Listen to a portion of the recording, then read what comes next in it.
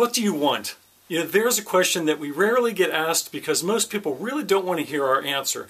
But I think it's a very important question for us to ask. Now, when I used to teach 5th grade Sunday school for my son, and I had all these boys in there, and we used to tell them, the answer is always Jesus. When in doubt, just say the answer is Jesus. And that's true. As Christians, we want Jesus. But the truth of the matter is that God put us on this planet to work this planet, to get our hands dirty, to be involved. We have both this secular as well as this sacred reality that we live in.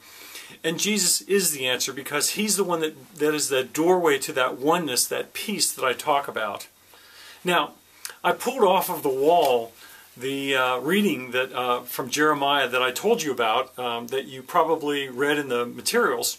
And in it it says, "I know the plans I have for you, declares the Lord, plans to prosper you and not to harm you, plans to give you a hope and a future." Now, look at the optimism of this.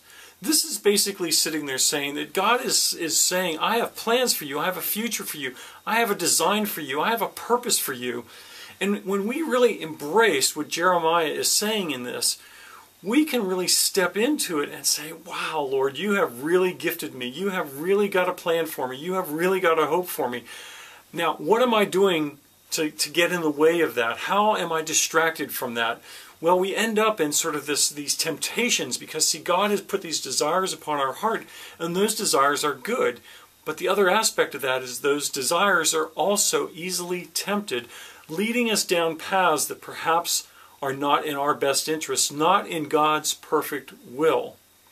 So what you want to do is, by writing down all the things that you want, you're putting all of that down, and then in gathering 3, you're going to be able to have the opportunity to sort all of that out. But for now, you want to purge what's on your spirit, purge what's in your mind, put it on the paper, and really be able to trust that in the midst of all of that, God's will, God's perfect desire for you is in the midst of that.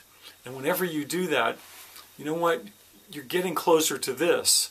And you're also then getting into the hope, into the peace that passes all understanding.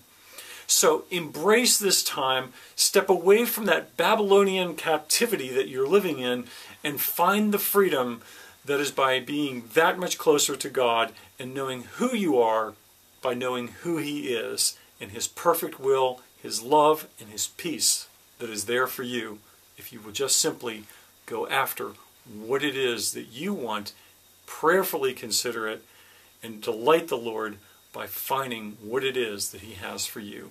So this is Kevin McCarthy inviting you to be on purpose and press forward in gathering 2.